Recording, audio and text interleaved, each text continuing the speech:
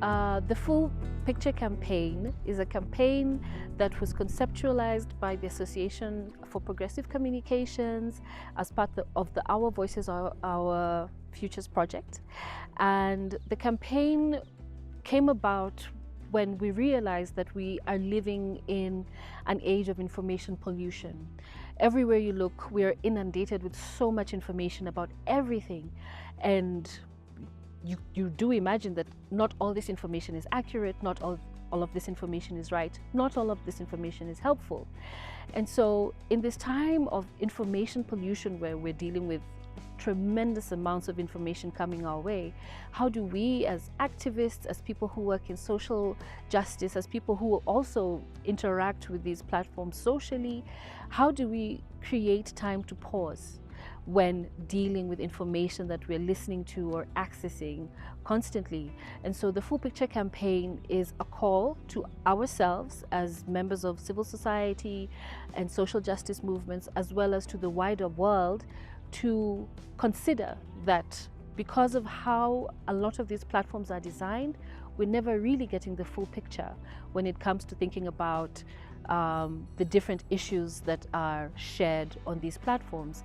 It is an invitation to pause, consider all the options we have, do some research, respond, not react, and carefully interact, share, and contribute to building wholesome discourses about different issues online. So incredible to see so many people joining from so many different parts of the world. So we're really, really thrilled to have you here. We'll be opening, as you've seen, with a couple of videos that talk about the Full Picture campaign, but also about the larger issue of misinformation, disinformation globally. So we're going to watch a couple of these videos and then we're going to get right into it. All right? Okay. Very often the question asked was, what is this distracting us from? And I think the question that has to actually be asked is, what are we constantly being distracted by? Right? This is the doom scrolling of the news cycle. This is your Instagram Reels equivalent, but make it for an entire country and doom scrolling for an entire population. Because the reality is, every day you're being presented with something new to outrage on. Because you're always kept angry. Because I have a lot of time to spend in traffic. You're not focusing on the traffic or the pothole in front of you or the fact that there's been a cost escalation of 2000% on the road that you're traveling by for no reason. But you're focusing on what some random podcaster said. So this is the sort of outrage that's constantly manufactured to keep you distracted from everything else around you. There was an issue of the national water company that was overbilling Ugandans, and, the complaints had gone unheard. I collected the information about these issues and shared it on Twitter, now X. And I was amazed at how much reaction it triggered. So many Ugandans spoke up, shared their experiences, and the pressure was so much that the stakeholders couldn't ignore the Ugandans they had ignored for so long. We registered significant reforms in that area. From that time, I realized the power of this digital public square, the power of people, the collective voices, and the change it can effect in the real world. Hi everyone, this is Maureen Mo Kasuku from Kenya, and I am a feminist digital rights organizer, and let's get into it. What is your understanding of misinformation and disinformation?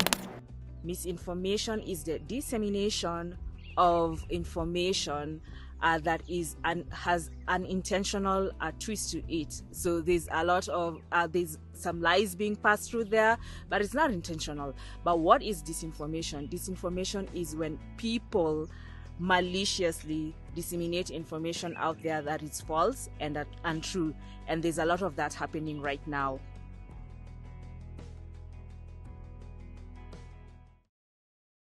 All right. Thank you so much for those videos. And as you might have guessed, that was a sneak peek into our speakers for today as well. So thank you again for being here on behalf of the Full Picture campaign. welcome. My name is Chithira V, and I'm the Global Strategy Lead for the Full Picture campaign. Am I audible? Just want to check. Can you all hear me clearly? Give me a thumbs up. Awesome. Fantastic. So before I tell you more about the Full Picture campaign, I'd like to tell you a little story.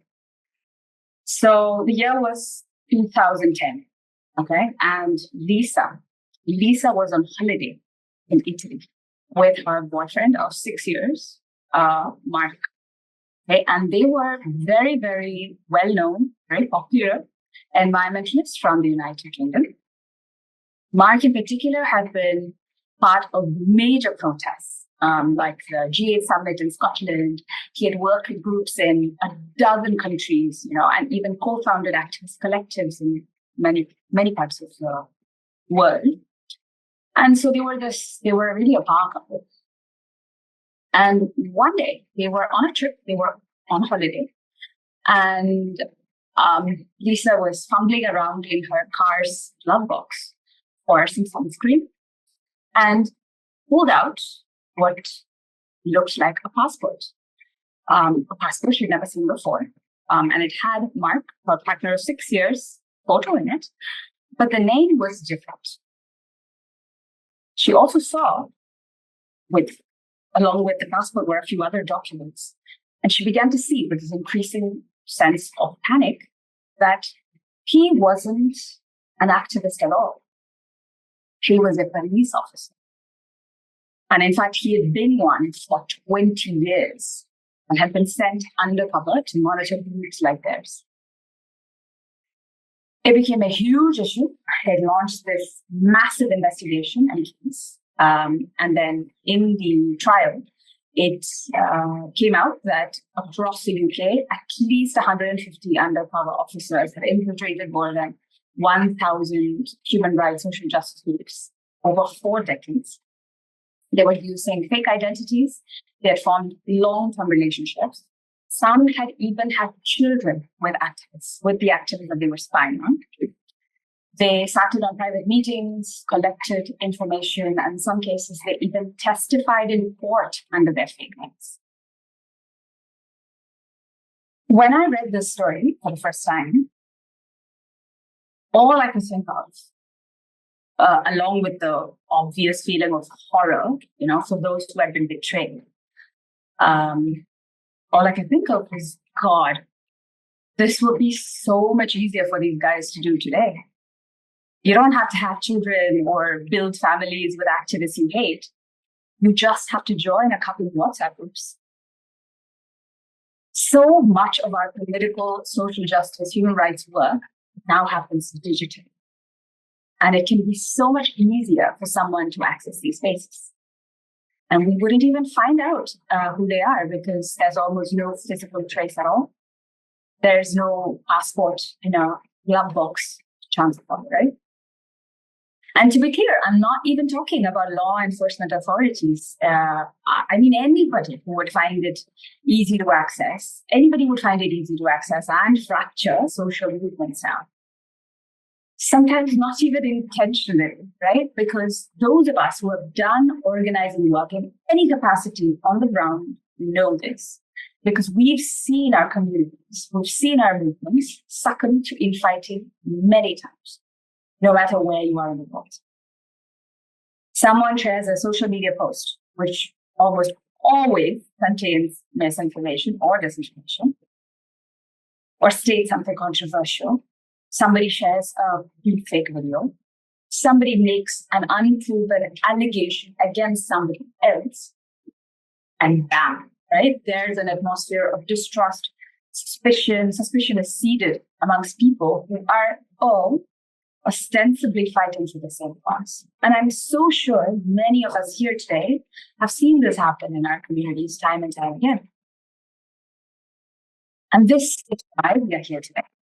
So we are here as part of OLOF, which is Our Voices, Our Futures, which is a global South-led consortium comprising CLIA, the APC, the Association for Progressive Communications, UHAI, the East African Sexual Health and Rights Initiative, and Women Equals Network. right? And they are also complemented by a strategic partner, I Am Defensoras, a Mesoamerican Women's Human Rights Defenders Organization. OVOF is a response to significant challenges, right? To the voice and visibility of people of structurally silenced communities in 6 focus countries: Bangladesh, India, Lebanon, Sudan, Kenya, and Uganda. But as you will see today, when you listen to our speakers, these lessons are applicable globally. The Full Picture campaign is a response to seeing the growing impact of mis and disinformation, particularly amongst regular users of the internet, and the impacts that are being felt on the ground. So here's what we're trying to do, right? The first is we're trying to remove shame around falling for or even sometimes sharing mis and disinformation. First thing is to say, we have all, right? All of us, without exception. The second thing is we also see it as very important to understand people's experience with misinformation, disinformation, and to gather people's stories, because we don't want to assume that this is what's happening everywhere. The third is we want to inform and support everyday users of technology, right? Not people who are already familiar with digital rights in the space.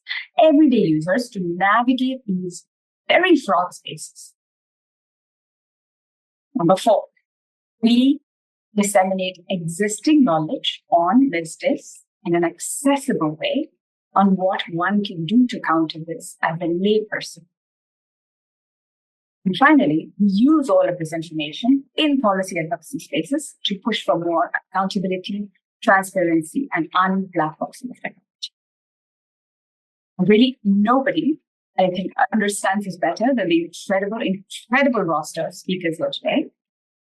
Agatha Chithira, Anish Kawande, and Maureen Supu, who are all people who are not only absolute trailblazers in their own fields, but are on the ground responding in an ever-evolving terrain of digital mis and disinformation. So thank you, all 3 of you, so much for being here today. We're truly honored to have you here. A reminder that each of you have about 10 to 12 minutes each to speak, and I will give you a reminder via chat at around 10 minutes so that you can begin to wrap up your thoughts. Okay, so let's get right into it. I'd like to invite our first speaker of the day, Agatha Chithira. Agatha is a Ugandan lawyer, journalist, and human rights activist, championing social justice and accountability through digital activism. Her investigations have exposed high-profile public corruption scandals and human rights violations, notable amongst them being the Ugandan Parliament's overspending of public funds, the continued incarceration of the supporters of the opposition party, amongst others.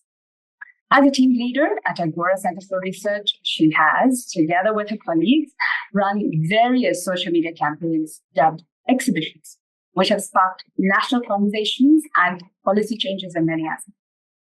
She's won a slew of awards. She is the 2023 laureate of the EU Human Rights Defenders Award, a 2024 laureate of the International Women of Courage Award, and was recognized as one of the 100 emerging leaders shaping the future in the 2024 Times 100 Next list. All right, Chithira, floor is yours.